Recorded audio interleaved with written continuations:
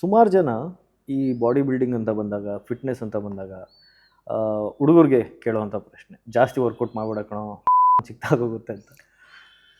ಹೌದು, ಅದು ಕಾಮನ್ ಆಗಿ ಇಲ್ಲಿ ಮಕ್ಕಳಾಗಲ್ಲ ಜಿಮ್ಮಿಗೆ ಹೋದವರಿಗೆ, ಸೆಕ್ಸ್ ಲೈಫ್ ಇರಲ್ಲ. ಅರ್ನಾಲ್ಡಿಗೆ ಮಕ್ಕಳಿದೆ, ರಾನಿ ಕೊಲಮನಿಗೆ ಮಕ್ಕಳಿದೆ, ಆಲ್ಮೋಸ್ಟ್ ಎಲ್ಲ ಮಿಸ್ಟರ್ ಒಲಿಂಪಿಯಾ ವಿನ್ ಆದವರಿಗೆ ಮಕ್ಕಳಿದೆ. ಮಕ್ಕಳು ಯಾವಾಗ ಆಗಲ್ಲ ಅಂತ ಹೇಳಿದರೆ, ನೀವು ಡೈಲಿ ಎಣ್ಣೆ ಕುಡಿದು ಹೈ ಕ್ಯಾಲರಿ ಫುಡ್ ತಿಂದು ಮಜಾ ಮಾಡಿದರೆ ನಿಮ್ಮ ಮಕ್ಕಳು ಆಗುವ ಚಾನ್ಸಸ್ ಕಡಿಮೆ ಆಗುತ್ತೆ. ಓಕೆ, ಎಣ್ಣೆಯಿಂದ ಕಡಿಮೆ ಆಗುತ್ತೆ, ಸಿಗರೇಟಿಂದ ಕಡಿಮೆ ಆಗುತ್ತೆ. ಅದ್ರ ಬಗ್ಗೆ ಯಾರು ಮಾತಾಡಲ್ಲ. ಕೈಯಲ್ಲಿ ಎಣ್ಣೆ ಸಿಗರೇಟ್ ಇಟ್ಕೊಂಡು ಹೇಳ್ತಾರೆ ಜಿಮ್ಮಿಗೆ ಹೋಗ್ಬೇಡಪ್ಪ ಮಕ್ಕಳಾಗಲ್ಲ ಅಂತ. ಇದು ಶುದ್ಧ ಸುಳ್ಳು. ಉಲ್ಟಾ ನಿಮಗೆ ಈಗ ಫರ್ಟಿಲಿಟಿ ಕ್ಲಿನಿಕ್ ಅವರೇ ಜನರನ್ನು ಜಿಮ್ಮಿಗೆ ಕಳಿಸ್ತಿದ್ದಾರೆ. ಹೌದು, ಓವರ್ ವೇಟ್ ಇದ್ರೆ ಮಕ್ಕಳಾಗಲ್ಲ ಅಂತ. ಒಂದು ಸ್ವಲ್ಪ ಮಸಲ್ ಬಿಲ್ಡ್ ಮಾಡಿ ಕನ್ಸೀವ್ ಆಗ್ಲಿಕ್ಕೆ ಈಸಿ ಆಗುತ್ತೆ. PCOD ಪ್ರಿಸಿಯೋಸ್ ಪ್ರಾಬ್ಲಮ್ ಕಡಿಮೆ ಆಗುತ್ತೆ. ಲಿಟ್ರಲಿ ಫರ್ಟಿಲಿಟಿ ಕ್ಲಿನಿಕ್ ಅವರೇ ಹೇಳ್ತಿದ್ದಾರೆ ಹೋಗಿ ಜಿಮ್ಮಲ್ಲಿ ಡಯಟ್ ಮಾಡಿ ವರ್ಕೌಟ್ ಮಾಡಿ ಅಂತ. ಇದಕ್ಕಿಂತ ಜಾಸ್ತಿ ಬೇಕಾ? ಇದೆಲ್ಲ ಸುಳ್ಳು. ಸೆಕ್ಸ್ ಲೈಫ್ ಆ ಥರದ್ದು ಯಾವುದೇ ರೀತಿ ಪ್ರಾಬ್ಲಮ್ಸ್ ಬರಲ್ಲ ನೋಡಿ. ಸೆಕ್ಸ್ ಲೈಫ್ ಇದರಲ್ಲಿ ಹೇಗೆ ಬರುತ್ತೆ ಅಂದರೆ ಪ್ರಾಬ್ಲಮ್, ಅದು ಸಹ ರೇರ್ ಕೇಸಲ್ಲಿ. ಓಕೆ, ನಿಮಗೆ ಹೆವಿ ಸ್ಟೆರಾಯ್ಡ್ಸ್ ವರ್ಷಾನ್ಗಟ್ಲೆ ಯೂಸ್ ಮಾಡಿದ್ದಾರೆ, ರೇರ್ ಕೇಸಲ್ಲಿ ಅಲ್ಲ, ವರ್ಷಾನ್ಗಟ್ಲೆ ಸ್ಟಾಪ್ ಇಲ್ಲದೆ 3 ವರ್ಷ 4 ವರ್ಷ ತಗೊಂಡು ಅವ್ರದ್ದು ಈ ಥರ ಪ್ರಾಬ್ಲಮ್ ಆಗುತ್ತೆ.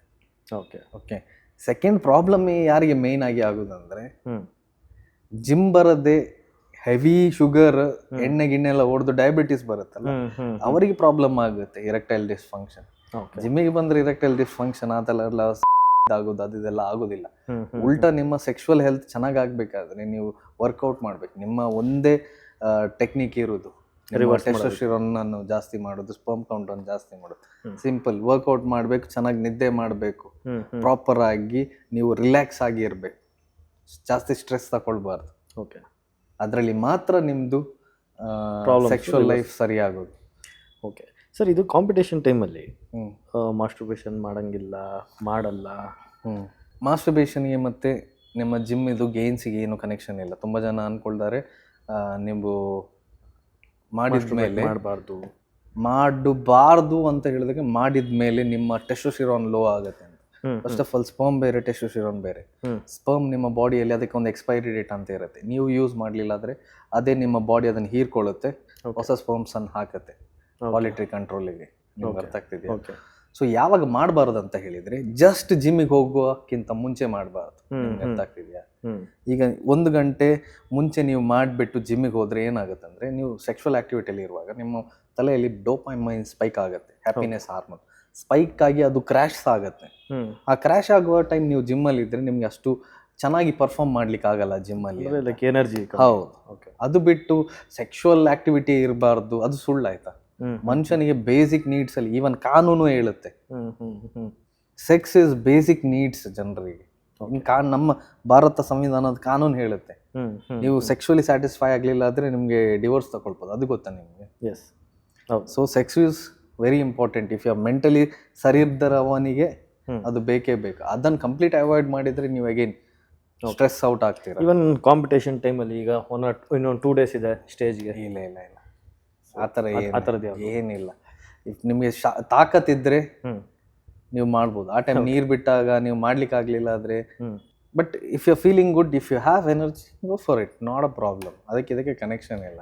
ಓಕೆ ಸರ್, ಈಗ natural body building, enhanced body building ಏನು ಡಿಫ್ರೆನ್ಸ್? ಈಗ ಒಲಿಂಪಿಕ್ಸಲ್ಲಿ ಎಲ್ಲ ನ್ಯಾಚುರಲ್ ಅಂತಲೇ ಹೇಳ್ತಾರೆ.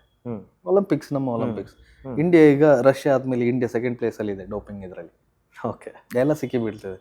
ನಾವು ಅವರ ಹೆಸರು ಮರ್ತೋಯ್ತು ನನಗೆ. ಅವರೊಬ್ಬರು ಲೇಡಿ ನಮ್ಮ ಭಾರಿ ಫೇಮಸ್ ರನ್ನಿಂಗಲ್ಲಿ, ಹಿಮಾ ದಾಸ್, ಅವರು ಸಹ ಬ್ಯಾನ್ ಆಗಿದ್ದಾರೆ ಡೋಪಿಂಗಿಗೆ. ಓಕೆ, ಬಟ್ ನ್ಯಾಚುರಲ್ ಅಂತ ನ್ಯಾಚುರಲ್ ಎಲ್ಲ ಅದರಲ್ಲಿ ಚೆಕ್ ಮಾಡ್ತಾರಲ್ಲ. ಬಾಡಿ ಬಿಲ್ಡಿಂಗಲ್ಲಿ ಅಷ್ಟು ಚೆಕ್ ಮಾಡೋದಿಲ್ಲ. ಆದರೂ ಅದರಲ್ಲಿ ಈಗ 2 ಕಾಂಪಿಟೇಷನ್ ಆಗಿದೆ, ನ್ಯಾಚುರಲ್ ಮತ್ತು ಎನ್ಹಾನ್ಸ್ಡ್. ಓಕೆ, ಎನ್ಹಾನ್ಸ್ಡ್ ಕಾಂಪಿಟೇಷನಲ್ಲಿ ಯಾವುದೇ ಥರದ್ದು ನೀವು ಚೆಕ್ ಮಾಡಲ್ಲ. ಯಾವುದು ಮೆಡಿಸಿನ್ ತಗೊಂಡಿದ್ರೆ ಬ್ಲಡ್ ಟೆಸ್ಟ್ ಆಗಲ್ಲ. ಯಾಕಂದರೆ ನ್ಯಾಚುರಲಲ್ಲಿ ಸಹ ಮಾಡಲ್ಲ, 2-3 ಮಾಡ್ತಾರೆ. ಯಾಕಂದರೆ ಒಬ್ಬನಿಗೆ ಆಲ್ಮೋಸ್ಟ್ 60,000 rupees ಆಗುತ್ತೆ ಒಬ್ಬಂದು ಟೆಸ್ಟ್. ಓಕೆ, ಫುಲ್ ಚೆಕಪ್ ಮಾಡಿ. ಓಕೆ, 60,000 ಅಂದರೆ ಆಲ್ಮೋಸ್ಟ್ 60,000, ಅದಕ್ಕೆ ಜಾಸ್ತಿ ಆಗ್ಬೋದು. ಇನ್ನು $600 ಆಗುತ್ತೆ ಒಬ್ಬನನ್ನು ಡೋಪ್ ಟೆಸ್ಟ್ ಮಾಡಬೇಕಾದ್ರೆ. ಓಕೆ, ನೀವು ಲೆಕ್ಕ ಹಾಕಿ. ಈಗ ಫಾರ್ ಎಕ್ಸಾಂಪಲ್ ನಮ್ಮದು ನ್ಯಾಚುರಲ್ ಕಾಂಪಿಟೇಷನಲ್ಲಿ 30-40 ಗೋಲ್ಡ್ ಮೆಡಲ್ ಹೊಡೆದಿರ್ತಾರೆ. 40 ಜನರು ಗೋಲ್ಡ್ ಮೆಡಲ್, 40 ಮೇಲೆ ಇದೆ ಈಗ ಅದು ಕಾಂಪಿಟೇಷನ್. 100 ಜನರು ಹೊಡೆದಿದ್ದಾರೆ ಅಂತ ಅನ್ಕೊಳ್ಳಿ ಗೋಲ್ಡ್ ಮೆಡಲ್, ಇಂಟು 60,000 ಮಾಡಿ ಎಷ್ಟಾಯ್ತು? ಅವ್ರ ಕಾಂಪಿಟೇಷನ್ ನಡೆಸೋದಲ್ಲ, ಏನು ಮಾಡಬೇಕು? ಸೊ ಅದರಲ್ಲಿ ಡೌಟ್ಫುಲ್ ಆದ 4-5 3-4 ಜನರನ್ನು ಪಿಕ್ ಮಾಡ್ತಾರೆ, ಡೌಟ್ ಬಂದಾಗ ಪಿಕ್ ಮಾಡ್ತಾರೆ. ಹೌದು. ಸೊ ಎನ್ಹಾನ್ಸ್ಡ್ ಕಾಂಪಿಟೇಷನಲ್ಲಿ ನಿಮಗೆ ಅದೆಲ್ಲ ಯಾವುದೂ ಇರಲ್ಲ. ಇದರಲ್ಲಿ ಎಷ್ಟು ಇದಿರುತ್ತೆ ಅಂದರೆ ಡಯೋಟಿಕ್ಸ್ ಯೂಸ್ ಮಾಡುವಂಗಿಲ್ಲ ಅಂತ ಇರುತ್ತೆ. ಸೊ ಇದೆ. ಈಗ ನ್ಯಾಚುರಲ್ ಬಾಡಿ ಬಿಲ್ಡಿಂಗ್ ಅಂತ ಹೇಳಿದ್ರೆ ಈಗ ಒಲಿಂಪಿಕ್ಸಿಗೆ ಹೇಗೆ ಇರುತ್ತಲ್ಲ ಆ ಥರನೇ, ಆದರೆ ಅದಕ್ಕೆ ಸಹ ಎನಾಬಾಲಿಕ್ಸ್ ಹಾಕಿ ಹೋಗೋದು ಒಲಿಂಪಿಕ್ಸಿಗೆ ಸರ್ ತುಂಬ ಜನ. ಸರ್ ಇವಾಗ ನ್ಯಾಚುರಲ್ ಕಾಂಪಿಟೇಷನಲ್ಲಿ ಎನ್ಹಾನ್ಸ್ಡ್ ಅಟ್ಲೀಟ್ ಬರ್ತಾರಲ್ಲ, ನಾನು ಎಕ್ಸ್ಪೋಸ್ ಮಾಡಿದ್ದು ನೋಡಿದ್ದೀನಿ, ಕಾಂಪೀಟ್ ಮಾಡ್ತಾರೆ. ನಂದೊಬ್ಬ ಸ್ಟೂಡೆಂಟ್ ಇದ್ದ ಮಹಾರಾಷ್ಟ್ರದವ, ಅವರನ್ನು ಎನ್ಹಾನ್ಸ್ ಕಾಂಪಿಟೇಷನಲ್ಲಿ ನಾವು ಎಲ್ಲ ಕಾಂಪಿಟೇಷನ್ ವಿನ್ ಮಾಡಿಸ್ತಿದ್ವಿ.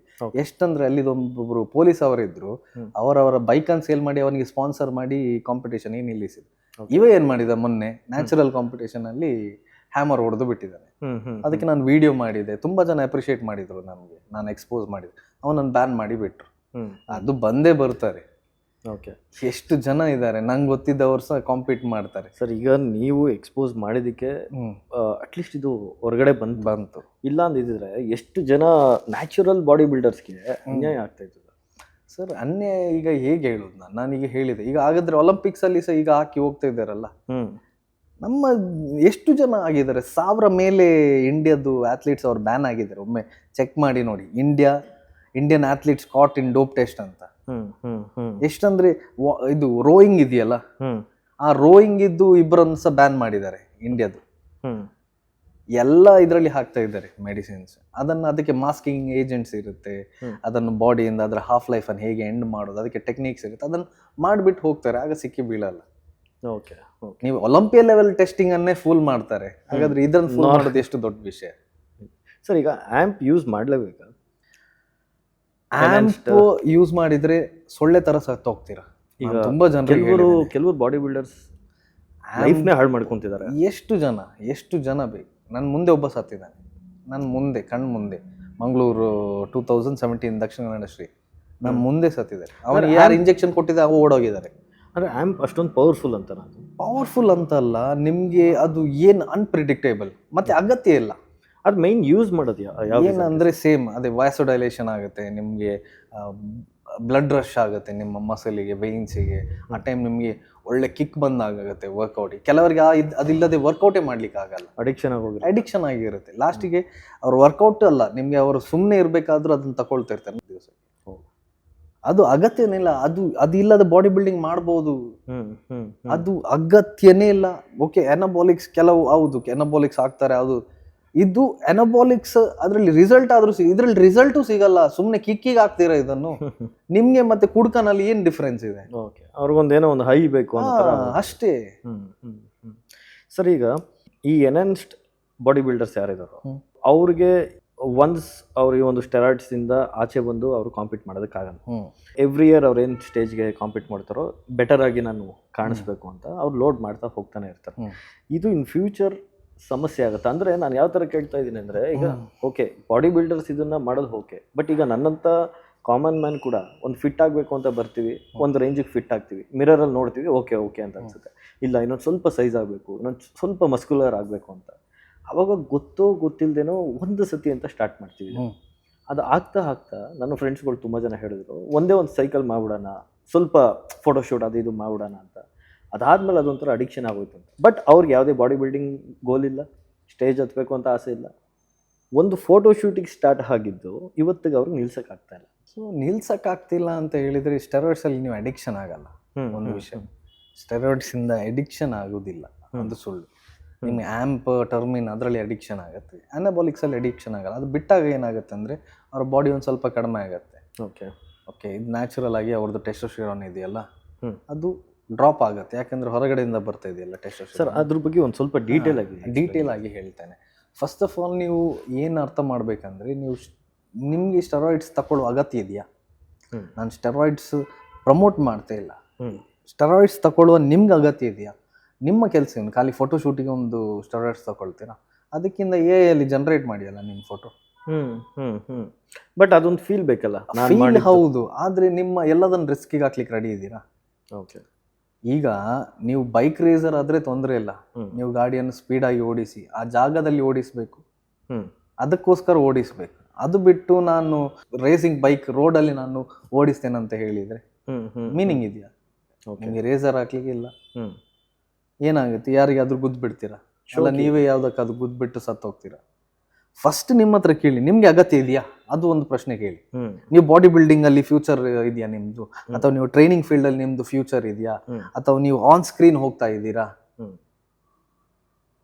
ಇಲ್ಲದಿದ್ರೆ ಯಾಕೆ? It's not worth it. ಒಂದು ಸೈಕಲ್ ನೀವು ಹೇಳಿದ್ರೆ ಒಂದು ಸೈಕಲ್ ಮಾಡುವಂತ, ಒಂದು ಸೈಕಲ್ ಅಲ್ಲಿ ನಿಮ್ದು ಪರ್ಮನೆಂಟ್ ಟೆಸ್ಟೋಸ್ಟೆರಾನ್ ಪ್ರೊಡಕ್ಷನ್ ಸ್ಟಾಪ್ ಆಗ್ಬಹುದು. ಓಕೆ, ನಿಮ್ಗೆ ಅರ್ಥ ಆಗ್ತದೆ? ಒಂದು ಸೈಕಲ್ ಅಲ್ಲಿ ನಿಮ್ಮ ಲಿಪಿಡ್ ಪ್ರೊಫೈಲ್ ಫಕ್ಡ್ ಅಪ್ ಆಗ್ಬಹುದು. ಒಂದು ಸೈಕಲ್ ಅಲ್ಲಿ ನಿಮ್ಮ ಮಗು ಆಗದಿರಬಹುದು ನಿಮಗೆ. ಓಕೆ, ಸೊ ಅಗೇನ್ ಒಂದು ಸೈಕಲ್ ಇದರಿಂದ ಹೋಗ್ಬೇಕು. ನಿಮ್ಗೆ ಅಗತ್ಯ ಇದೆಯಾ ಮಾಡಿ, ಇಲ್ಲದಿದ್ರೆ ಮಾಡಬೇಕು. ಒಂದು 6 ಪ್ಯಾಕ್ ಶೋಕಿಗೋಸ್ಕರ ಲೈಫೇ ಹಾಳು ಮಾಡ್ಕೊತಾ ಇದೀವಿ ಅಂತ. 100%. ಓಕೆ, ನನಗೆ ಎಷ್ಟು ಜನ ಬರ್ತಾರೆ ಇಲ್ಲಿ, ಅವ್ರಿಗೆ ಬಾಡಿ ಬಿಲ್ಡಿಂಗ್ ಮಾಡ್ಲಿಕ್ಕೇನೆ ಅಗತ್ಯ ಇರಲ್ಲ. ಅವ್ರಿಗೆ ಬಾಡಿ ಬಿಲ್ಡಿಂಗ್ ಬೇಡ, ಆದರೆ ಮೆಡಿಸಿನ್ ಹಾಕ್ಬೇಕಂತ ಬರ್ತದೆ. ನಾನು ಕಳಿಸ್ಬಿಡ್ತೇನೆ ಮನೆಗೆ. ಬೇಡ ರೀಸನ್ ಅವ್ರು ಕೊಡೋ ರೀಸನ್ ನನಗೆ. ಅವ್ರಿಗೆ ಹೇಗೆ ಗೊತ್ತಾ, ನೀವು ಬಾಡಿ ಬಿಲ್ಡಿಂಗ್ ಮಾಡಲಿಲ್ಲದ್ರೆ ನೀವು ಅನಬಾಲಿಕ್ಸ್ ತಗೊಳ್ಳೇಬಾರ್ದು. ಅಥವಾ ನಿಮಗೆ ಅಷ್ಟು ಅಗತ್ಯ ಇದೆ, ನೀವು ನಿಮ್ದು ಆನ್ ಸ್ಕ್ರೀನ್ ನೀವು ಹಿಂಗೆ ಫಿಟ್ನೆಸ್ ಇದು ಓಕೆ ಫೈನ್, ಅದರಲ್ಲಿ ಏನಿಲ್ಲ, ಸುಮ್ಮನೆ ಶೋಕಿಗೋಸ್ಕರ ಮಾಡ್ತೇನೆ ಅಂತ ಬಂದರೆ ನಾನು ಕಳಿಸಿಬಿಡಿ. ಈ ಒಂದು ಬಾಡಿ ಬಿಲ್ಡಿಂಗ್ ಅಂತ ಬಂದಾಗ ಸ್ವಲ್ಪ ಎನ್ಹಾನ್ಸ್ಡ್ ಇದ್ದೇ ಇರ್ತಾರೆ, ಸ್ವಲ್ಪ ಡ್ರಗ್ಸ್ ಯೂಸ್ ಮಾಡಲೇಬೇಕಂತ ನೀವು ಹೇಳಿದ್ರೆ. ಒಂದಷ್ಟು ಬಾಡಿ ಬಿಲ್ಡರ್ಸ್ ಇದ್ದಾರೆ, ಅವತ್ತಿಗೆ ಚಾಂಪಿಯನ್ ಆದವರು, ಒಂದು ರೌಂಡ್ ಇಡೀ ಬಾಡಿ ಬಿಲ್ಡಿಂಗ್ ಕಾಂಪಿಟೇಷನ್ನ ವಿನ್ ಆದವರು. ಬಟ್ ಇವತ್ತಿಗೆ ಅದರದ್ದು ಸೈಡ್ ಎಫೆಕ್ಟ್ಸಿಂದ, ಲೈಕ್ ನಾರ್ತಲ್ಲಿ ಒಬ್ರು ಇದ್ದಾರಲ್ಲ ಸರ್, ತರುಣ್ ಗಿಲ್ ಅಂತ. ಸೊ ಅವರಾಗಲಿ ಆ ಥರ ಸುಮಾರು ಬಾಡಿ ಬಿಲ್ಡರ್ಸ್ ಡೆತ್ಗೆ ಹತ್ರ ಆಗಿ ಬಂದಿದ್ದಾರೆ. ಸೊ ಅಷ್ಟು ಸೈಡ್ ಎಫೆಕ್ಟ್ಸ್ ಇದ್ದಾಗ ಯಾಕೆ ಮಾಡಬೇಕು? ಆ್ಯಂಡ್ ಸೈಡ್ ಎಫೆಕ್ಟ್ಸ್ ಏನೆಲ್ಲ ಆಗುತ್ತೆ ಅವ್ರಿಗೆ? ಫಸ್ಟ್ ಪ್ಲೇಸಲ್ಲಿ ಏನಂದರೆ ಎಣ್ಣೆ ಕುಡಿಬಾರ್ದಂತ ಹೇಳ್ತಾರೆ. ಸರಿಯಾ? ನಾನು ಎಣ್ಣೆಯನ್ನು ಪ್ರಮೋಟ್ ಮಾಡ್ತಿಲ್ಲ. ಎಣ್ಣೆದು ಬಾಟ್ಲಲ್ಲಿ ಬರ್ತಿರುತ್ತೆ, ಎಣ್ಣೆ ಕುಡಿದ್ರೆ ನೀವು ಸತ್ತೋಗ್ತೀರಾ ಅಂತ. ಇಸ್ ಇಂಜುರಿಯಸ್ ಟು ಹೆಲ್ತ್, ನಿಮ್ಮ ಆರ್ಗನ್ ಡ್ಯಾಮೇಜ್ ಆಗ್ಬೋದು. ಎಷ್ಟು ಕುಡಿಬೇಕಂತ ನಿಮ್ಗೆ ಸ್ವಯ ಇರಬೇಕು, ಎಲ್ಲಿ ಕುಡಿಬೇಕಂತ ನಿಮ್ಗೆ ಸ್ವಯ ಇರಬೇಕು. ಆಯಿತಾ? ನೀವು ವಾರಕ್ಕೆ ಅಥವಾ ಒಕೇಶ್ನಲಿ ಯಾವಾಗಾದರೂ ಒಂದು ಟೈಮ್ ಕುಡಿದ್ರೆ ಅದು ನಿಮಗೆ ಜಾಸ್ತಿ ಹಾರ್ಮ್ ಮಾಡಲ್ಲ. ಮಾಡಿದ್ರು ಬಾಡಿ ಅದನ್ನು ಸರಿ ಮಾಡ್ಕೊಳ್ಳಿ. ದಿವಸಕ್ಕೆ ಒಂದು ಕಂಬ ಕುಡಿದ್ರೆ ಏನಾಗುತ್ತೆ? ನೀವು ಸತ್ತೋಗ್ತೀರ. ನಿಮ್ಗೆ ಸ್ವಯ ಇರಬೇಕು, ನಿಮಗೆ ಕೊಡುವವನಿಗೆ ಸ್ವಯ ಇರಬೇಕು. ಮೇನ್ ಕೋಚ್ಗೆ ಇಲ್ಲಿ ಪ್ರಾಬ್ಲಮ್ ಏನಾಗ್ತಿದೆ ಅಂದರೆ, ಅನಬಾಲಿಕ್ಸ್ ಇದ್ದು ಇಲ್ಲಿದು 99% ಜನರಿಗೆ ನಾಲೆಜ್ ಹೇಗಿರೋದು ಅಂತ, ನನ್ನ ಕೋಚ್ ಇದನ್ನು ಕೊಟ್ಟಿದ್ದಾರೆ, ಅದಕ್ಕೆ ನಾನು ಅದನ್ನು ನಿಮ್ಗೆ ಕೊಡ್ತಾ ಇದ್ದೇನೆ ಅಂತ. ಆ್ಯಂಡ್ ಅದು ಯಾವ ಕಂಪ್ನಿ ಅಂತಲೂ ಹೇಳಲ್ಲ ಸರ್. ಹೌದು, ಸಿಪ್ಪೆ ತೆಗೆದು ಕೊಡ್ತಾರೆ. ಎಸ್, ಕಂಪನಿ ಬಿಡಿ, ಯಾವ ಕಂಪೌಂಡ್ ಯೂಸ್ ಮಾಡ್ತಿದ್ದೇನೆ ಅಂತ ಅವನಿಗೆ ಗೊತ್ತಿಲ್ಲ. ನಾವು ಎಷ್ಟು ನಾನು 100 ಜನ ಬಂದರೆ ಇಲ್ಲಿ 99 ಜನರ ಕೊಟ್ಟ ಮೆಡಿಸಿನ್ ಸಿಪ್ಪೆ ಇರಲ್ಲ. ಅವ್ರು ಲಾಸ್ಟ್ ಏನ್ ಹಾಕಿದಾರೆ ಅಂತ ನಮ್ಗೆ ಗೊತ್ತಿರಲ್ಲ. ನನಗೆ ಇವಾಗ ಒಂದು ಹಾವು ಕಚ್ಚಿತು ಸರ್, ಡಾಕ್ಟರ್ ಹತ್ರ ಹೋದ್ರೆ ಯಾವ ಹಾವು ಕಚ್ಚಿತು ಅಂತ ನೀವು ಹೇಳ್ಬೇಕಪ್ಪ. ಅದು ಸ್ನೇಕ್ ನೇಮ್ ಗೊತ್ತಿಲ್ಲ, ಮೆಡಿಸಿನ್ ಕೊಡಕ್ಕಾಗಲ್ಲ, ಅಂದ್ರೆ ಆಂಟಿಡೋಸ್ ಕೊಡಕ್ಕಾಗಲ್ಲ. ಬಟ್ ಇಲ್ಲಿ ಕೆಲವರು ಏನ್ ಮೆಡಿಸಿನ್ ಒಳಗಡೆ ಹೋಗ್ತಿದೆ ಅಂತ ಗೊತ್ತಿಲ್ಲ. ಅದು ಅವ್ರಿಗೆ ಏನ್ ಹೆದರಿಕೆ ಅಂದ್ರೆ, ಇದನ್ನ ಅವರು ನೋಡ್ಕೊಂಡು ಏನೋ ಬೆಳಿತಾರೆ ಅಲ್ಲ, ಇವರು ಬೇರೆಯವರಿಗೆ ಹೇಳ್ತಾರೆ ನಮ್ಮ ಸೀಕ್ರೆಟ್ ಏನಿಲ್ಲ. ನಿಮ್ಗೆ ಗೊತ್ತಾದದ್ದು ನಿಮ್ ಕೋಚಿಂದ, ಅದನ್ನ ನೀವು ಅವರಿಗೆ ಕೊಡ್ತಾ ಇದ್ದೀರಾ. ನಿಮ್ದು ನಾಲೆಜ್ ಇರೋದು ಅಷ್ಟೇ, ಅದ್ರಲ್ಲಿ ಇನ್ನು ಸಿಪ್ಪೆ ತೆಗೆದು ಕೊಟ್ಟ ಒಂದು ಜೀವನ ಹಾಳು ಮಾಡ್ಬೇಡಿ. ಫಸ್ಟ್ ಆಫ್ ಆಲ್ ನಿಮ್ಗೆ ಯಾವ ಕೋಚ್ ಸಹ ಇದೆಯಲ್ಲ, ಅನಬಾಲಿಕ್ಸ್ ಇದೆಯಲ್ಲ, ಅದನ್ನು ನಿಮ್ಗೆ ಕೊಡಬಾರ್ದು ಫಸ್ಟ್ ಪ್ಲೇಸ್ ಅಲ್ಲಿ. ನಿಮ್ಮ ಸೋರ್ಸಸ್ ಅಲ್ಲಿ ತಕೊಳ್ಳಿ, ಆಗ್ಲಿಲ್ಲ ಅಂದ್ರೆ ನಾನು ನಮ್ಮ ಸೋರ್ಸಸ್ ಇಂದ ತಕೊಂಡು ಕೊಡ್ತೇನೆ ಅಂತ ಹೇಳ್ಬೇಕು. ಅದು ಬಿಟ್ಟು ಸಿಪ್ಪೆ ತೆಗೆದು ಕೊಡುದಂತೆ, ಇದು ಟ್ಯಾಬ್ಲೆಟ್ಸ್ ಅನ್ನು ಇದು ತೆಗೆದು ಬಿಟ್ಟು ಬಾಟಲ್ ಅಲ್ಲಿ ಹಾಕಿ ಕೊಡುದಂತೆ, ಇದೇ ರೆಡ್ ಫ್ಲಾಗ್. ನೀವು ಅರ್ಥ ಮಾಡ್ಕೊಳ್ಳಿ. ನಿಮ್ಗೆ ಏನಾದ್ರು ಆದ್ರೆ ನಾಳೆ ಡಾಕ್ಟರ್ ಕೇಳಿದ್ರೆ ಏನ್ ಯೂಸ್ ಮಾಡಿದೀರಾ ಅಂತ, ಎಮರ್ಜೆನ್ಸಿ ಸಿಚುವೇಶನ್ ಇದ್ರೆ ಏನ್ ಮಾಡ್ತೀರಾ ನೀವು ಗೊತ್ತಿಲ್ಲ ಅಷ್ಟೇ. ಹೌದು, ಯಾರು ಕೂಡ ಇಲ್ಲಿ ಅನಬಾಲಿಕ್ಸ್ ವಿಷಯ ಓದಿ ತಿಳಿದು ಇಲ್ಲಿ ಯಾರು ಟ್ರೈನಿಂಗ್ ಮಾಡ್ತಾ ಇಲ್ಲ. ನಾನು ಇಲ್ಲಿದ್ದು ಟಾಪ್ ಕೋಚಸ್ ಅವ್ರದ್ದು ಸ್ಟೂಡೆಂಟ್ಸ್ ಅವರು ನನ್ನ ಹತ್ರ ಬರ್ತಾರೆ, ಅವ್ರದ್ದು ನೀವು ಅನಬಾಲಿಕ್ ಸೈಕಲ್ ನೋಡ್ಬೇಕು. ಹೆದರಿಕೆ ನಂಗೆ ಪ್ಯಾನಿಕ್ ಅಟ್ಯಾಕ್ ಆಗುತ್ತೆ ಕೆಲವ್ರದೆಲ್ಲ ನೋಡುವಾಗ. ಓಕೆ, ಅಂದ್ರೆ ಬಾರ್ಡರ್ ಅಲ್ಲಿ ಆಲ್ರೆಡಿ ಬಂದ್ಬಿಟ್ಟಿರ್ತಾರೆ ಅವರು. ಮತ್ತೆ ನಿಮ್ಗೆ ಗೈನೋಗೆ ಅವರು ಇಷ್ಟು ಟ್ಯಾಬ್ಲೆಟ್ ಕೊಟ್ಟಿರ್ತಾರೆ, ಜೆಮ್ಸ್ ಚಾಕ್ಲೇಟ್ ತರ. ನಿಮ್ಮ ಲಿಪಿಡ್ ಪ್ರೊಫೈಲ್ ಏನಾಗ್ಬೋದು, ಅವನ ಹೆಲ್ತ್ ಏನಾಗ್ಬೋದು. ಬೆಳಿಗ್ಗೆ ಒಂದು ಮೆಡಿಸಿನ್, ಸಂಜೆ ಒಂದು ಮೆಡಿಸಿನ್, ಅದೇ ಸೇಮ್ ಮೆಡಿಸಿನ್. ಶಾರ್ಟ್ ಅನ್ನು ಒಂದು ಸಲ ಕೊಡ್ತಾರೆ, ಲಾಂಗ್ ಟೆಸ್ಟೋಸ್ಟೆರಾನ್ ಇದು ಪ್ರಾಪೋನೇಟ್ ಬೆಳಿಗ್ಗೆ ಅಂತೆ, ಸಂಜೆ ಎನಂತೇಟ್ ಅಂತೆ, ನೆಕ್ಸ್ಟ್ ದಿವಸ ಸೈಪೋನೇಟ್ ಅಂತೆ. ಕಲರ್ ಮೆಡಿಸಿನ್ಸ್ ಕೊಡ್ತಾರೆ. ನಾಲೆಡ್ಜೇ ಇಲ್ಲ ಜನರಿಗೆ. ಓಕೆ ನಾಲೆಜ್ ಇಲ್ಲ ಅದ್ರಲ್ಲಿ. ಕಾಂಬಿನೇಷನ್ಸ್ ಎಲ್ಲ ಯೂಸ್ ಈಗ ವಿಷಯ ಏನಂದ್ರೆ ಒಂದು 2,000 ರೂಪಾಯಿದ್ ಮೆಡಿಸಿನ್ ಇದ್ರೆ ಅದನ್ನು 20,000ಕ್ಕೆ ಸೇಲ್ ಮಾಡ್ತಾರೆ. ಸೀರಿಯಸ್ಲಿ ಯಾವ ತರ ಇದೆ? ಇಲ್ಲ ನಾನು ಕೇಳಿದ್ದೀನಿ ಸರ್. ಅದು ಬಿಡಿ, GH ಅಂತ ಹೇಳ್ಬಿಟ್ಟು ಇಷ್ಟು ದೊಡ್ಡದು ತರ್ತಾರೆ. ಅದ್ರಲ್ಲಿ 10 ಪೀಸಸ್ ಇರುತ್ತೆ, 10 ವೈಲ್ಸ್ ಇರುತ್ತೆ. ಅದ್ರಲ್ಲಿ ಒಂದು ವೈಲ್ ಅನ್ನು ಕೊಟ್ಬಿಟ್ಟು GH ಇದು 1 ತಿಂಗಳು ಯೂಸ್ ಮಾಡಂತ ಕೊಟ್ಟು ಬಿಡ್ತಾರೆ. 9 ಅವರ್ ಯೂಸ್ ಮಾಡ್ತಾ ಇರ್ತಾರೆ. ಈ ತರ ಎಲ್ಲ ನಡೆಯುತ್ತೆ. ಆ ವ್ಯಕ್ತಿ ಮನಿ ಇನ್ವೆಸ್ಟ್ ಮಾಡಿರ್ತಾನೆ, ಹೆಲ್ತ್ ಇನ್ವೆಸ್ಟ್ ಮಾಡಿರ್ತಾನೆ, ಏನೋ ಒಂದು ಡ್ರೀಮ್ ಕಟ್ಟಿರ್ತಾನೆ. ಹೌದು. ಬಟ್ ಈ ತರ ಎಲ್ಲ ಬ್ಲೇಡ್ ಫೀಲ್ಡ್ ನಾನು ಹೇಳಿದಲ್ಲ, ಹೈಯೆಸ್ಟ್ ಜನ ಇಲ್ಲಿ ಬ್ಲೇಡ್ ಹೊಡಿಯೋವರೇ ಇರೋದು. ನಂಗೆ ಇಲ್ಲಿ ಕೆಲವೆಲ್ಲ ಬರ್ತಾರೆ ಪಾಪದ್ದು ಹಳ್ಳಿಯಿಂದ ಎಲ್ಲ ಹುಡುಗರು ಬರ್ತಾರೆ. 6,000 ಮೆಡಿಸಿನಿಗೆ 60,000 ಚಾರ್ಜ್ ಮಾಡಿದ್ದಾರೆ. ನೀವು ಲೆಕ್ಕ ಹಾಕಿ. ಪಾಪ ಅವ ಸಾಲ ಮೂಲ ಮಾಡಿ ಒಂದು ಗೋಲ್ಡ್ ಅನ್ನು ಇಟ್ಟು ಎಲ್ಲ ಇದಕ್ಕೆ ಇನ್ವೆಸ್ಟ್ ಮಾಡ್ತಾರೆ. ಅಷ್ಟೇ ಅಲ್ಲ, ನಾನು ಎಷ್ಟು ಜನರದ್ದು, ಒಬ್ಬ 19 ವರ್ಷದ ಹುಡುಗ ಬಂದಿದ್ದಾನೆ, ಅವನ ಫ್ರೀ ಟೆಸ್ಟ್ 19ಕ್ಕೆ ಬಂದಿದೆ. ಅವನನ್ನು ನನಗೆ ಈಗ ಇನ್ನೂ ಸರಿ ಮಾಡ್ಲಿಕ್ಕೆ ಆಗ್ತಿಲ್ಲ. 3 ತಿಂಗಳು ಅವನನ್ನು ಎಲ್ಲ ನಾವು ರಿಹ್ಯಾಬ್ ಮಾಡಿಸಿ ಡಾಕ್ಟರ್ ಹತ್ರ ಕರ್ಕೊಂಡು ಹೋಗಿ ಸಹ ಅವನದು ಟೆಸ್ಟೋಸ್ಟೆರಾನ್, ಫ್ರೀ ಟೆಸ್ಟೋಸ್ಟೆರಾನ್ 190ಗೆ ಬಂದಿದೆ. ಸರ್ ಲೈಫೇ ಹೋಗ್ಬಿಡುತ್ತಲ್ಲ ಸರ್. ಹೌದು, 19 ವರ್ಷದ ಹುಡುಗ ಲೆಕ್ಕ ಹಾಕಿ. ಇನ್ನೊಬ್ಬ ಹುಡುಗ ಬಂದಿದ್ದಾನೆ, ಅವೊಂದು ಸಹ ಸೇಮ್ ಸೀನ್. ಅವೊಂದು HTL ಬಂದ್ಬಿಟ್ಟು ಆಲ್ಮೋಸ್ಟ್ 1918ಗೆ ಬಂದಿದೆ. 20 ವರ್ಷದ ಹುಡುಗ. ಅದು ರಿವರ್ಸ್ ಮಾಡಕ್ ಆಗುತ್ತಾ? ರಿವರ್ಸ್ ಮಾಡ್ಲಿಕ್ಕೆ ಆಗುತ್ತೆ, ಆದ್ರೆ ಅವ್ರು ಬಂದದ್ದು ರಿವರ್ಸ್ ಮಾಡ್ಲಿಕ್ಕೆಲ್ಲ. ಅವ್ರು ಬಂದದ್ದು ಇನ್ನೂ ಮೆಡಿಸಿನ್ ಹಾಕ್ಬೇಕಂತಾನೆ ಬಂದದ್ದು. ಅವ್ರದ್ದು ರಿಪೋರ್ಟ್ ಮಾಡಿ ನಾವು ನಿಲ್ಲಿಸಿದ್ವಿ. ನೀವು ರಿಪೋರ್ಟ್ ನೋಡಿಲ್ಲ ಅಂದಿದ್ರೆ ಮೇ ಬಿ ಅದಕ್ಕೆ ನಾವು ಫಸ್ಟ್ ಮಾತಾಡೋಕ್ಕಿಂತ ಮುಂಚೆ ರಿಪೋರ್ಟ್ ತನ್ನಿ ಅಂತ ಹೇಳು. ಇದು ಎಷ್ಟು ಜನ ಮಾಡ್ತಾರೆ ಸರ್? ಯಾರು ಮಾಡಲ್ಲ. ಯಾರ್ದು ಎಷ್ಟು ದೊಡ್ಡ ಬಾಡಿ ಬಿಲ್ಡರ್ಸ್ ಅವ್ರದ್ದು ವರ್ಷನ್ಗಟ್ಲೆ ಬ್ಲಡ್ ಟೆಸ್ಟೇ ಮಾಡಲಿಲ್ಲ ಅವ್ರಿಗೆ. ಹೌದು, ಎಷ್ಟು ಜನ ಇದ್ದಾರೆ. ಎಷ್ಟು ಜನ ಬಾಡಿ ಬಿಲ್ಡರ್ಸ್ ಅವ್ರು ಬರ್ತಾರೆ. ಅವ್ರು ಏನು ಅನ್ಕೊಳ್ತಾರೆ, ನಾನು ಬೇಕಂತ ಮಾಡಿಸ್ತಾ ಇಲ್ಲ. ಅವ್ರದ್ದು ಟ್ರೈಗ್ಲಿಸರೈಡ್ಸ್ 380, 410 ಆ ಥರ ಟ್ರೈಗ್ಲಿಸರೈಡ್ಸ್, ಟೋಟಲ್ ಕೊಲೆಸ್ಟ್ರಾಲ್ ಇಷ್ಟು ಹೈ, ಓವರ್ ಅಂದ್ರೆ ಓವರ್, ಬಾರ್ಡರ್ ಲೈನ್ ಬಿಡಿ, ಹೈಕ್ಕಿಂತ ಹೈ ಇರುತ್ತೆ. ಅಂತವ್ರು ಮಾಡುವಾಗ ಏನಾಗುತ್ತೆ, ಇದ್ರ ಮೇಲೆ ಅದು ಮೇಲೆ ಹಾಕಿದ್ರೆ ಲೈಫ್ ಹಾಳಾಗುತ್ತೆ. ಲೈಫ್ ಅಲ್ಲ, ಸತ್ತೋಗ್ತಾರೆ. ಬ್ಲಡ್ ವರ್ಕ್ ಅದಕ್ಕೆ ಇಂಪಾರ್ಟೆಂಟ್, ಅಷ್ಟು ಇಂಪಾರ್ಟೆಂಟ್ ಇರೋದು. BP ಮಾನಿಟರ್ ಮಾಡಲ್ಲ, ಎಲ್ಲ ಸಿಪ್ಪೆ ತೆಗೆದು ಕೊಟ್ರೆ ಅವರಿಗೆ ಏನ್ ಮಾಡ್ಲಿಕ್ಕಾಗತ್ತೆ? ಮೆಡಿಸಿನ್ ಇದೆ, ತಗೋ, ಇಂಜೆಕ್ಟ್ ಮಾಡು, ಕಳ್ಸು. ನಾಳೆ ದಿನ ಏನಾದ್ರು ಸಮಸ್ಯೆ ಆಯ್ತು ಅಂದ್ರೂ ಕೂಡ ಇವ್ರಿಗೆ ಏನಿಲ್ಲ. ಅದು ಬಿಡಿ, ನಾನು ಹೇಳಿದಲ್ಲ, ಈಗ ಇನ್ನೂ 100 ವರ್ಷ ಹಿಂದೆ ಇದ್ದಾರೆ, ಈಗಲೂ ಡೈಮಂಡ್ ಬಾಲ್ ತಿನ್ನಿಸ್ತಿದ್ದಾರೆ ಮಕ್ಕಳಿಗೆ. ಅದಕ್ಕೆ ಈಗದ ಇದರಲ್ಲಿ ಪ್ಲೇಸೇ ಇಲ್ಲ. ಇನ್ನೊಂದು ಏನಂದ್ರೆ ಕಾಂಟೆಸ್ಟ್ ರೇಪಲ್ಲಿ ನೀವು ನೋಡಿದ್ದೀರಾ, ಐ ಫಿಲ್ಮಲ್ಲಿ ಅವನಿಗೆ ಗ್ರೇಪ್ ವಾಟರ್ ಕುಡಿಸೋದು, ಒಂದು ಸ್ಪೂನ್ ಅಲ್ಲಿ ಅಷ್ಟೇ ಅಂತ ತಲೆ ತಿರುಗಿ ಬೀಳು. ಇದರ ಇನ್ನೂ ಅಗತ್ಯನೇ ಇಲ್ಲ. ನೀರಿಲ್ಲದಿದ್ರೆ ನೀವು ಸ್ಟೇಜ್ ಅಲ್ಲಿ ಫುಲ್ ಆಗಿ ಕಾಣಲ್ಲ, ಕಟ್ಟಾಗಿ ಕಾಣಲ್ಲ. ನಾವು 1.5 ಲೀಟರ್ 1 ಲೀಟರ್ ಅಟ್ಲೀಸ್ಟ್ ಅರ್ಧ ಲೀಟರ್ ಆದ್ರೂ ಇಟ್ಕೊಳ್ತೇವೆ ನಾವು ಸ್ಟೇಜಿಗೆ ಹೋಗೋಕ್ಕಿಂತ ಮುಂಚೆ, ಕಾಂಪಿಟೇಷನ್ ದಿವಸ. ಸರ್ ಇದು ನಾವು ಮುಂಚೆ ಇದನ್ನು ಕೇಳಿದ್ದೀವಿ ಸರ್. ಈವನ್ ಸೆಲೆಬ್ರಿಟೀಸ್ಗಳು, ಹೀರೋಗಳು ಕೂಡ ಇದನ್ನ ಹೇಳಿದ್ದಾರೆ. ಅಂದ್ರೆ ವಾಟರ್ ಕಟ್ ಮಾಡುವಂತ ಕುಡಿತಿದ್ದೆ. ಸುಳ್ಳದು ಅಲ್ಲ, ಸುಳ್ಳಲ್ಲ, ಸತ್ಯ. ಅವ್ರು ಸತ್ಯ ಮಾಡ್ತಿದ್ರು, ಆದ್ರೆ ಅದು ಅಗತ್ಯ ಇಲ್ಲ. ಕರೆಕ್ಟ್. ನಿಮ್ಗೆ ಇನ್ನೂ ಸಹ ಕಾಂಪಿಟೇಷನ್ ದಿವಸ ಖಾಲಿ ನೀರೇ ಕೊಡದೆ, ಹಿಂದಿನ ದಿವಸನು ನೀರ್ ಕೊಡೋದೆಲ್ಲ ಇಟ್ಕೊಂಡಿದ್ರೆ ಆ ಕೋಚ್ ಅನ್ನು ಬಿಟ್ಟು ಬಿಡಿ. ಅವ್ರಿಗೆ ಏನು ಐಡಿಯಾನೇ ಇಲ್ಲ. ಈಗ ನೋಡಿ, ಆ ಥರ ರಾಂಗ್ ಕೋಚಸ್ ಇಂದ ಕೆಲವರು ಕೆರಿಯರ್ ಹಾಳು ಮಾಡ್ಕೊಂಡಿರ್ತಾರೆ, ಕೆಲವರು ಸತ್ತೇ ಹೋಗಿರ್ತಾರೆ. ನಿಮ್ಗೆ ಪ್ರಾಬ್ಲಮ್ ಆಗ್ಲಿಲ್ಲ ಪರ್ಸನಲ್ ಆಗಿ? ಸರ್ ನನಗೆ ಪ್ರಾಬ್ಲಮ್ ಆಯ್ತು. ನನಗೆ ಸ್ಟಾರ್ಟಿಂಗ್ ಸ್ಟೇಜ್ ನನಗೆ ಲೈಕ್ ಯಾವ ರೇಂಜಿಗೆ ಭಯ ಪಡಿಸ್ಬಿಟ್ರು ಅಂದ್ರೆ, ಓಕೆ ಈ ಸಪ್ಲಿಮೆಂಟ್ಸ್ ತೊಗೊಬೇಕು, ಆ ಸಪ್ಲಿಮೆಂಟ್ಸ್ ತೊಗೊಬೇಕು. ಈವನ್ ನೀವು ನಂಬ್ತಿರೋ ಇಲ್ವೋ ಸರ್, ನನಗೂ ಕೂಡ ಮೆಡಿಸಿನ್ ಹಾಕ್ಬಿಡಿ, ಏನೂ ಆಗಲ್ಲ, ರೆಡಿ ಆಗ್ಬಿಡ್ತೀರಾ ಅಂತಲೂ ಹೇಳಿದ್ರು.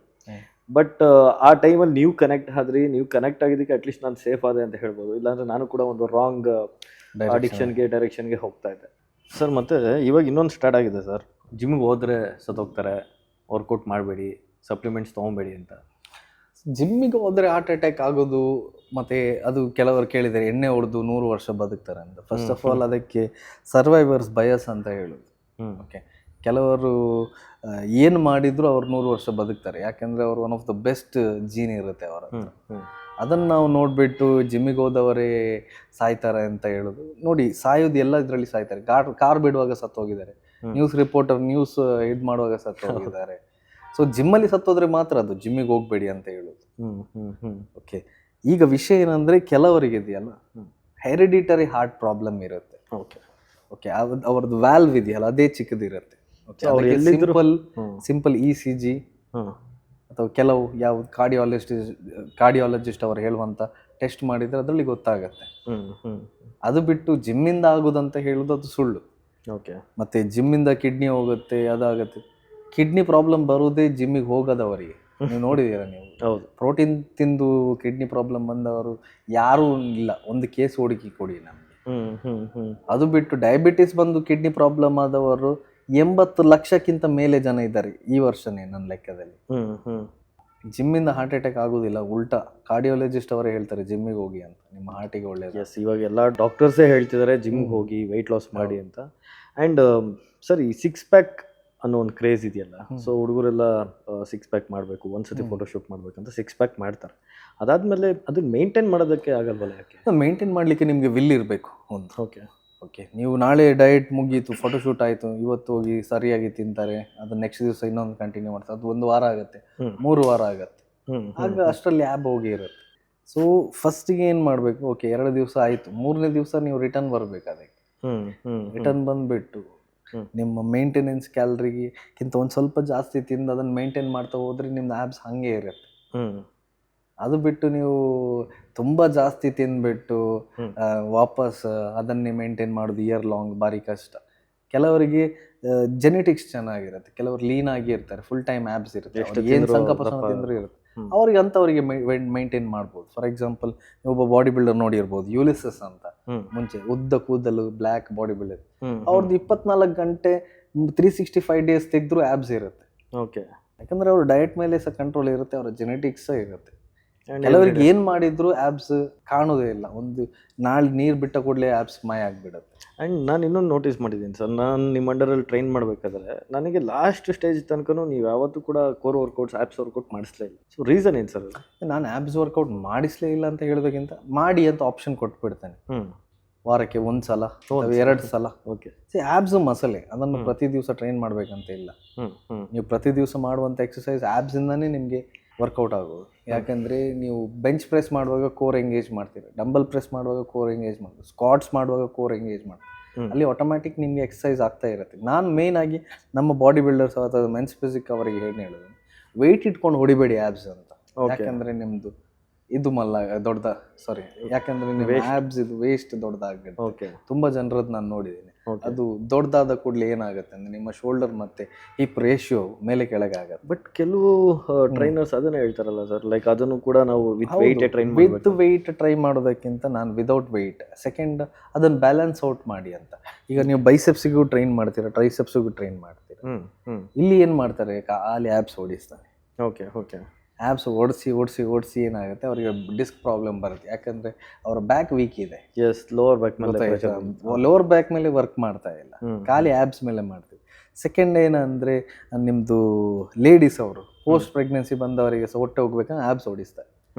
ಅವರಿಗೆ ಪ್ರಾಬ್ಲಮ್ ಇರುತ್ತೆ, ಅದಕ್ಕೆ ಅದರದ್ದೇ ಆದ ವರ್ಕೌಟ್ಸ್ ಇದೆ. ಆ್ಯಬ್ಸ್ ವರ್ಕೌಟ್ ಅಂದ ಏನು ಪ್ರಾಬ್ಲಮ್ ಸಾಲ್ವ್ ಆಗಲ್ಲ, ನಿಮ್ಮ ಹೊಟ್ಟೆನೂ ಹೋಗಲ್ಲ. ನೀವು ದಿವಸಕ್ಕೆ 1 ಕೋಟಿ ಆ್ಯಬ್ಸ್ ವರ್ಕೌಟ್ ಮಾಡಿ, 1 ಕೋಟಿ ಕ್ರಂಚಸ್ ಮಾಡಿ, ನೀವು ನಿಮ್ದು 1 ಇಂಚ್ ಸಣ್ಣ ಆಗೋದು. ಸ್ಪಾಟ್ ರಿಡಕ್ಷನ್ ಅನ್ನೋದು ಸುಳ್ಳು. ಹೊಟ್ಟೆಗೆ ಆ್ಯಬ್ಸ್ ವರ್ಕೌಟ್ ಇಂದ ಹೊಟ್ಟೆ ಹೋಗೋದು ಅದು ಸುಳ್ಳೇ ಸುಳ್ಳು.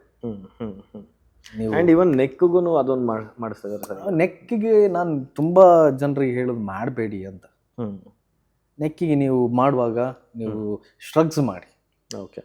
ಅದು ಬಿಟ್ಟು ನೀವು ತಲೆ ಮೇಲೆ ಪ್ಲೇಟ್ ಇಟ್ಕೊಂಡು ಈ ಎಕ್ಸಸೈಸ್, ನೀವು ರಸ್ಲರ್ ಅಲ್ಲ, ನಿಮ್ಮ ಕುತ್ತಿಗೆ ಅಷ್ಟು ಆಕ್ಟಿವ್ ಇಲ್ಲ. ಸಡನ್ ಆಗಿ ಮಾಡುವಾಗ ನಿಮ್ದು ಸ್ಪೈನ್ ಡ್ಯಾಮೇಜ್ ಆಗ್ಬೋದು. ನಾನು ತುಂಬಾ ಜನ ನೋಡಿದ್ದೇನೆ ಇದೇ ಜಿಮ್ ಅಲ್ಲಿ ಇಂಜುರಿ ಆಗಿ ಬಂದವರನ್ನು ಇದೇ ಮಿಸ್ಟೇಕ್ಸ್ ಮಾಡಿ. ಹೌದು, ಕುತ್ತಿಗೆ ಇಲ್ಲಿ ಪ್ರಾಬ್ಲಮ್. ಓಕೆ. ಸೊ ಕುತ್ತಿಗೆಗೆಲ್ಲ ಎಕ್ಸಸೈಸ್ ಮಾಡ್ಲಿಕ್ಕೆ ಹೋಗ್ಬೇಡಿ ಅಂಟಿಲ್ ಅನ್ಲೆಸ್ ಯು ಆರ್ ಅ ರಸ್ಲರ್, ಅಥವಾ ನಿಮ್ಮ ಕುತ್ತಿಗೆಯಿಂದ ನಿಮ್ಗೆ ಏನಾದ್ರು ಇದು ಸಾಂಬೋನ ಅಥವಾ ನೀವು ಮಾರ್ಷಲ್ ಆರ್ಟ್ಸ್ ಅಲ್ಲಿ ಇದ್ದೀರಾ, ಆಗ ದೆನ್ ಫೈನ್. ಅದು ಬಿಟ್ಟು ನೀವು ಮಾಡೋದು ಡೆಸ್ಕ್ ಜಾಬ್, ಅವಾಗ ಕುತ್ತಿಗೆ ಟ್ರೈನ್ ಮಾಡಿ ಯಾಕೆ ಹೋಗ್ತಾರೆ? Super sir. ಆ್ಯಂಡ್ ಈ ಗೈನೋ ಸಮಸ್ಯೆ ಹುಡುಗರಿಗೆ ತುಂಬ ಕಾಡ್ತಾ ಇದೆ.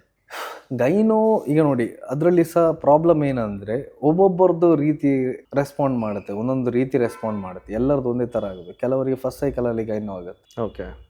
ಕೆಲವರಿಗೆ ವರ್ಷಾನುಗಟ್ಲೆ ಆದರೂ ಗೈನೋ ಆಗಲ್ಲ.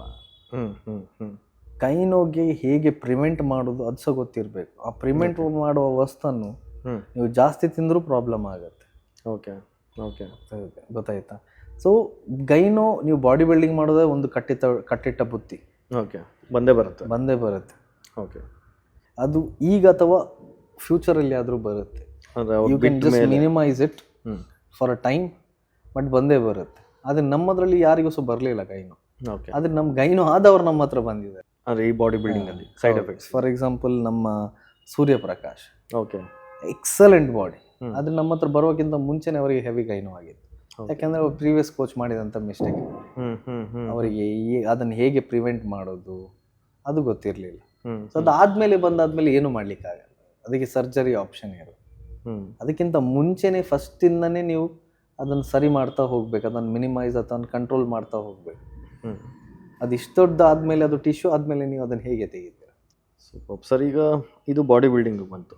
ಈಗ ನಾರ್ಮಲ್ ಪೀಪಲ್ಗೂ ಕೂಡ ಗೈನೋ ಸಮಸ್ಯೆ ಇರುತ್ತೆ, ಅದಕ್ಕೆ ಸರ್ಜರಿನೇ ಇಲ್ಲ ಆಪ್ಷನ್. ಅದು ಅಗೇನ್ ಗೈನೋ ಎಷ್ಟು ಗ್ರೇಡ್ ಇರುತ್ತೆ ಅದರಲ್ಲಿ, ಅದರ ಮೇಲೆ ಡಿಪೆಂಡ್ ಆಗುತ್ತೆ. ಕೆಲವರಿಗೆ ಹುಟ್ಟಿದಾಗ ಸರಿಯೇ ಇರುತ್ತೆ. ಅದಾದ್ಮೇಲೆ ಅವ್ರು ಚಿಕ್ಕದಿರುವಾಗ ತುಂಬಾ ಫ್ಯಾಟ್ ಇರ್ತಾರೆ, ಮಕ್ಕಳೇ ಫ್ಯಾಟ್ ಇರ್ತಾರೆ, ಅವ್ರದ್ದು ಫೀಡಿಂಗ್ ಸರಿ ಇರಲ್ಲ, ಅವರಿಗೆ ಪ್ರೋಟೀನ್ ಕೊಡಲ್ಲ, ಖಾಲಿ ಕಾಬ್ಸ್ ತಿನ್ನಿಸ್ತಾರೆ, ಆಕ್ಟಿವಿಟಿ ಲೆವೆಲ್ ಕಡಿಮೆ, ಅವ್ರಿಗೆ ಇಷ್ಟು ದಪ್ಪ ಆಗಿರುತ್ತೆ. ಅದು ಆಟೋಮ್ಯಾಟಿಕ್ ಆಗಿ ಕಮ್ಮಿ ಆಡ್ಬೇಕು ಅಂತ ಹೇಳಿದ್ರೆ ಆಗೋದಿಲ್ಲಲ್ಲ. ಓಕೆ, ಅದು ಇಲ್ಲಿ ಪ್ರಾಬ್ಲಮ್ ಆಗುತ್ತೆ ಅಂದ್ರೆ ಅವರು ಟೀನೇಜ್ ಅಲ್ಲಿ ಅವರು ಸರಿಯಾಗಿ ಸೆಟ್ ಮಾಡಿದ್ರೆ ಓಕೆ ಏನು ಪ್ರಾಬ್ಲಮ್ ಇಲ್ಲ. ಯಾಕಂದ್ರೆ ಆ ಟೈಮ್ ಅವರು ಪ್ಯೂಬರ್ಟಿ ಹಿಟ್ ಮಾಡುವಾಗ ಅದು ತುಂಬಾ ಅವರ ಸ್ಕಿನ್ ಸಹ ಚೆನ್ನಾಗಿರುತ್ತೆ, ಸರಿ ಆಗ್ತಾ ಹೋಗುತ್ತೆ. ಓಕೆ, ಬಟ್ ಅದು ಪ್ಯೂಬರ್ಟಿಯಲ್ಲಿ ಸಹ ಅವರು ಚೆನ್ನಾಗಿ ವರ್ಕೌಟ್ ಮಾಡಲಿಲ್ಲ, ಯಾಕಂದ್ರೆ ಇಲ್ಲಿ ಕಳಿಸೋದಿಲ್ಲ ಜಿಮ್ಮಿಗೆ ಅವಾಗ ಕೆಲ್ಸಕ್ಕೆ ಹೋದ್ಮೇಲೆ ಜಾಯ್ನ್ ಆಗ್ಬೇಕು. ಪ್ಯೂಬರ್ಟಿ ಕ್ರಾಸ್ ಆಗುವಾಗ ಕಳಿಸಿದ್ರೆ ಅದು ಸರಿ ಆಗ್ಬಹುದು ಕೆಲವು ಕೇಸಸ್ ಅಲ್ಲಿ.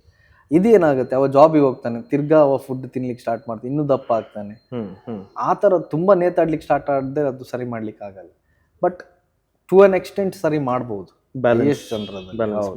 ಅದು ಯಾವುದು ವರ್ಕೌಟ್ ಅಲ್ಲಿ ಸರಿ ಆಗುದಲ್ಲ. ಏನದು ನಿಮ್ಮ ಫ್ಯಾಟ್ ಪರ್ಸೆಂಟೇಜ್ ಕಡಿಮೆ ಆಗುವಾಗ ಅದು ಕಡಿಮೆ ಆಗ್ತಾ ಹೋಗುತ್ತೆ. ಕೆಲವರು ನೋಡ್ಬೋದು, ಇದಕ್ಕೆ ಇದು ಮಾಡ್ಬೇಕಾದ್ರೆ ಈ ಎಕ್ಸಸೈಸ್ ಮಾಡಿ, ಇದಕ್ಕೆ ಎಕ್ಸಸೈಸ್ ಅಲ್ಲಿ ಏನಾಗುದಿಲ್ಲ, ಒಳಗಡೆ ಮಸಲ್ ಬಿಲ್ಡ್ ಆಗುತ್ತೆ.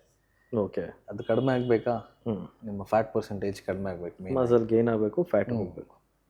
ಆ್ಯಂಡ್ ಒಂದು ನನಗೆ ಖುಷಿಯಾಗಿದ್ದ ವಿಷಯ ಏನಂದರೆ, ನಿಮ್ಮ ಒಂದು ವೆಬ್ಸೈಟ್ ಕೂಡ ಲಾಂಚ್ ಆಗ್ತಾ ಇದೆ ಆದಷ್ಟು ಬೇಗ ನಿಶಾನ್ ಫಿಟ್ ಲ್ಯಾಬಿಂದ. ಸೊ ಅದರಿಂದ ಒಂದಷ್ಟು ಜನನ ಎಜುಕೇಟ್ ಮಾಡುವಂಥ ಪ್ರಯತ್ನ ಕೂಡ ಮಾಡ್ತಾ ಇದ್ದೀರಾ ಅಂತ ಗೊತ್ತಾಯಿತು. ಯಾವಾಗ ಸರ್ ಅದು ಅಫಿಷಿಯಲ್ ಆಗಿ ಲಾಂಚ್ ಆಗೋದು? ಅಫಿಷಿಯಲ್ ಆಗಿ ಲಾಂಚ್ ಆಗಬೇಕು, ಮೇ ಬಿ 2-3 ಡೇಸಲ್ಲಿ ನಾವು ಅನೌನ್ಸ್ ಮಾಡ್ತೇವೆ. ಓಕೆ, ಸೊ ಅದರದ್ದು ಮೇನ್ ಆಗಿ ಇಂಟೆನ್ಷನ್ ಏನಂದರೆ, ನಾವು ನಮ್ಮ ಪ್ಯಾಕೇಜನ್ನು ಅಥವಾ ಮೆಂಬರ್ಶಿಪ್ ಅನ್ನು ಸೇಲ್ ಮಾಡಲಿಕ್ಕೆ ಅಲ್ಲ, ಮೇನ್ ಆಗಿ ಜನರನ್ನು ಎಜುಕೇಟ್ ಮಾಡಲಿಕ್ಕೆ. ಮತ್ತು ಫ್ರೀ ಕನ್ಸಲ್ಟೇಷನ್ ಇರುತ್ತೆ ಇದರಲ್ಲಿ. ಬಂದು ನೀವು ಕಲಿಬೋದು, ನಿಮ್ಮ ಬ್ಲಡ್ ಟೆಸ್ಟ್ ಇಟ್ಕೊಂಡು ಬರ್ಬೋದು, ನೀವು ತೋರಿಸ್ಬೋದು, ಏನು ಮಾಡ್ಬೋದು. ನೀವು ಇಲ್ಲಿ ಜಾಯ್ನ್ ಆಗಲಿಲ್ಲಾದ್ರೂ ತೊಂದರೆ ಇಲ್ಲ, ನಿಮಗೆ ಕನ್ಸಲ್ಟೇಷನ್ ನೀವು ಬಂದು ನೋಡಿಬಿಟ್ಟು ಏನು ಮಾಡ್ಬೋದು ಅಂತ ನನ್ನ ಹತ್ರ ಗೈಡೆನ್ಸ್ ತಗೊಳ್ಬೋದು.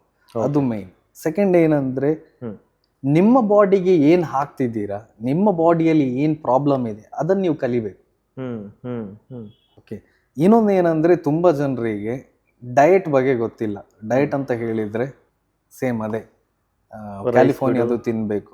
ಅದನ್ನು ನಾವು ಮೈಂಡ್ ಸೆಟ್ ಚೇಂಜ್ ಮಾಡುವ. ಯಾಕಂದ್ರೆ ಆ ವೆಬ್ಸೈಟ್ ಅಲ್ಲಿ ನಾವು ಎಲ್ಲ ಹಾಕಿದ್ದೇವೆ, ಟ್ರಾನ್ಸ್ಫಾರ್ಮೇಶನ್ ಆದವರದ್ದು, ಅವ್ರದ್ದು ಡಯಟ್ ವಿಡಿಯೋ ಎಲ್ಲ ನಾವು ಬೇಕಿದ್ರೆ ಪೋಸ್ಟ್ ಮಾಡ್ತೇವೆ. ಸೊ ಇದ್ರದ್ದು ಮೇನ್ ಆಗಿ ಅದೇ. ನಾವು ಬೆಂಗಳೂರಲ್ಲಿ ಈ ವರ್ಷ 70 ಜನ ಬಾಡಿ ಬಿಲ್ಡರ್ಸ್ ಪ್ಲಸ್ ಜನರನ್ನು ರೆಡಿ ಮಾಡಿದ್ದೇವೆ. 70ಕ್ಕೆ 70 ಜನರು ಗೋಲ್ಡ್ ಮೆಡಲ್ ಹೊಡೆದಿದ್ದಾರೆ. ಸೂಪರ್. ಅದಾದ್ಮೇಲೆ 25+ ಟೈಟಲ್ ಇದೆ. ಕೆಲವು ಜಾಗದಲ್ಲಿ ಟೈಟಲ್ ಸಹ ಕೊಡ್ಲಿಲ್ಲ ನಮ್ಗೆ. ಸೊ ಅದು ಸಮಸ್ಯೆ, ಅದು ಇರುತ್ತೆ. ಅದು ಅವ್ರದ್ದು ಯಾರು ಫೇವರಿಸಮ್ ಇರುತ್ತೆ ಅವ್ರಿಗೆ ಕೊಟ್ಟು ಬಿಡ್ತಾರೆ. ಆ ಥರ ನೋಡೋದಾದ್ರೆ ನಮ್ದೊಂದು 40 ಟೈಟಲ್ ಹತ್ರ ಆಗ್ಬೇಕು. 40 ಟೈಟಲ್. ಒಂದೊಂದು ಕಾಂಪಿಟೇಷನ್ ಅಲ್ಲಿ 3 ಟೈಟಲ್ ಮಿಸ್ ಆದದಿದೆ. ಇದು ಮ್ಯಾನೇಜ್ಮೆಂಟ್ ಸಮಸ್ಯೆ ಆಗಿರುತ್ತಾ ಇಲ್ಲ ಬೇರೆ ಯಾರೋ ನೇಮ್ ಇರುವಂತ ಮ್ಯಾನೇಜ್ಮೆಂಟ್ ಇದ್ದು ಸಮಸ್ಯೆ ಇರುತ್ತೆ? ಯಾಕಂದ್ರೆ ಅವರಿಗೆ ಅವರು ಬೇಕಾಗಿರುತ್ತೆ, ಆ ಕೋಚ್ ಬೇಕಾಗಿರುತ್ತೆ ಅಂತ. ಆ ಕೋಚಿಗೆ ಏನಂದ್ರೆ ನಮ್ಮ ಮುಂದೆ ಸೋತ್ರೆ ಪ್ರಾಬ್ಲಮ್ ಆಗುತ್ತೆ, ಮರ್ಯಾದೆ ಇರಲ್ಲ, ಆ ಥರ ಇರುತ್ತೆ. ಸೊ ಕೆಲವು ಜಾಗದಲ್ಲಿ ಏನಾಗುತ್ತೆ ಅಂದ್ರೆ, ಇವನಿಗೆ ಒಂದು ಟೈಟಲ್ ಕೊಟ್ಟಿದ್ದಾರೆ, ಇನ್ನೊಂದು ಟೈಟಲ್ ಕೊಡಬಾರ್ದು, ಇನ್ನೊಂದು ಟೈಟಲ್ ಬೇರೆಯವರಿಗೆ ಕೊಡ್ಬೇಕು, ಆ ಥರ ಎಲ್ಲ ಇರುತ್ತೆ. ಓಕೆ. ಸೊ ನಮ್ದು ಮೇನ್ ಏನಂದ್ರೆ, ಬಾಡಿ ಬಿಲ್ಡಿಂಗ್ ಒಂದು ಸ್ಕೂಲ್ ತರ ಮಾಡುವ. ಇದು ಹೋಮ್ ಆಫ್ ಬಾಡಿ ಬಿಲ್ಡರ್ಸ್ ಆಗಲಿ, ಹೋಮ್ ಆಫ್ ಟ್ರಾನ್ಸ್ಫಾರ್ಮೇಶನ್ ಆಗಲಿ, ಖಾಲಿ ಬಾಡಿ ಬಿಲ್ಡರ್ಸ್ ಅವರಿಗೆಲ್ಲ. ನಾವು ತುಂಬಾ ಜನರನ್ನು ನಾವು IT ವರ್ಕರ್ಸ್ ಅವರನ್ನು ಸಹ ನಾವು ಟ್ರಾನ್ಸ್ಫಾರ್ಮ್ ಮಾಡಿದ್ದೇನೆ. ಅದ್ರದ್ದು ಸಹ ನಾವು ಆ ಪೇಜಲ್ಲಿ ಹಾಕ್ತೇವೆ. ಮೇನ್ ಆಗಿ ಅದಕ್ಕೋಸ್ಕರ ನಾವು ವೆಬ್ಸೈಟ್ ರಿಲೀಸ್ ಮಾಡ್ತಾ ಇದ್ದೇವೆ. ಸೊ ನಾನು ಕೂಡ ವೆಯ್ಟ್ ಮಾಡ್ತಾ ಇದ್ದೀನಿ ಸರ್, ಆದಷ್ಟು ಬೇಗ ಸ್ಟಾರ್ಟ್ ಆಗಲಿ. ಯಾಕೆಂದರೆ ಜನರಲ್ ಆಗಿ ಫಿಟ್ನೆಸ್ ಅಂದರೆ ಏನು ಅಂತ ಗೊತ್ತಿಲ್ಲದೆ ಈ ಥರದ್ದು ಒಂದು ರಾಂಗ್ ಕೋಚಸ್ ಅಂಡರಲ್ಲಿ ಹೋಗಿ ಹೆಲ್ತನ್ನ ಹಾಳು ಮಾಡ್ಕೊತಿದ್ದಾರೆ. ಆ್ಯಂಡ್ ಬಾಡಿ ಬಿಲ್ಡಿಂಗ್ ಅಂತ ಬಂದಾಗ, ಎನ್ಹಾನ್ಸ್ಡ್ ಬಾಡಿ ಬಿಲ್ಡಿಂಗ್ ಅಂತ ಬಂದಾಗಲೂ ಕೂಡ ಪಾಪ ರಾಂಗ್ ಕೋಚಸ್ಸಿಂದ ಅವ್ರ ಬಾಡಿ ಬಿಲ್ಡಿಂಗ್ ಕೆರಿಯರ್ನೇ ಹಾಳು ಮಾಡ್ಕೊತಾ ಇದ್ದಾರೆ. ಸೊ ನಿಮ್ಮ ಈ ಒಂದು ವೆಬ್ಸೈಟಿಂದ ಮತ್ತು ನಿಮ್ಮ ಗೈಡೆನ್ಸಿಂದ ಎಲ್ಲರಿಗೂ ಕೂಡ ಒಳ್ಳೆಯದಾಗಲಿ, ಅವ್ರವ್ರ ಗೋಲ್ನ ಅವ್ರು ರೀಚ್ ಮಾಡಲಿ. And thank you Nishant sir. ನಾನು ಇಷ್ಟವರೆಗೆ ಯಾವುದು ಇಂಟರ್ವ್ಯೂ ಕೊಡಲಿಲ್ಲ, ತುಂಬ ಜನರು ಕೇಳಿದರು, ಆದರೂ ನಾನು ರಿಜೆಕ್ಟ್ ಮಾಡಿದ್ದೆ. ಸೊ ನೀವು ನನ್ನ ಫ್ರೆಂಡ್, ಒಂದು ನಮ್ಮ ಡೈರೆಕ್ಟರ್, ಥರ್ಡ್ ನಮ್ಮ ಜಿಮ್ಮಿದು ಟ್ರಾನ್ಸ್ಫಾರ್ಮೇಷನ್ ಆದಂಥ ನಮ್ಮ ಕ್ಲೈಂಟ್ ಕೂಡ, ನಮ್ಮ ಫ್ರೆಂಡ್ ಕೂಡ. ಅದಕ್ಕೆ ನೀವು ಕೇಳಿದ್ದಕ್ಕೆ ಈ ಸಲ ಒಂದು ಮಾತಾಡುವ ಅಂತ ನಾನು ಮಾಡಿದೆ. ಸೆಕೆಂಡ್ ಏನಂದರೆ, ಇದು ತುಂಬ ನಾವು ಡೀಪ್ ಆಗಿ ಮಾತಾಡ್ತಿದ್ದೇವೆ. ಕೆಲವು ಜನರಿಗೆ ಅದು ಇಷ್ಟ ಆಗಲ್ಲ, ಯಾಕಂದರೆ ಇದು ಅಷ್ಟು ಸ್ಪೈಸಿ ಇರಲ್ಲ ಇದು. ಹೌದು. ಬಟ್ ಇದು ತುಂಬ ಡೀಪ್ ಆಗಿ ನಾವು ಫಿಟ್ನೆಸ್ ಬಗ್ಗೆ ಮಾತಾಡ್ತಿದ್ದೇವೆ. ಸೊ ಚಾನಲ್ ಹೆಸರು ಕ್ರಿಯೇಟಿವ್ ಬೀಸ್ಟ್ ಅಂತ. ಇದಕ್ಕೆ ಸಪೋರ್ಟ್ ಮಾಡಿ. ಇದರಲ್ಲಿ ಇನ್ನಷ್ಟು ತುಂಬ ರೋಚಕರವಾದ, ತುಂಬ ಸ್ಪೆಸಿಫಿಕ್ ಆ ಫೀಲ್ಡಿಗೆ ಬೇಕಿದ್ದಂಥದ್ದು ವೀಡಿಯೋಸ್ ಬರುತ್ತೆ.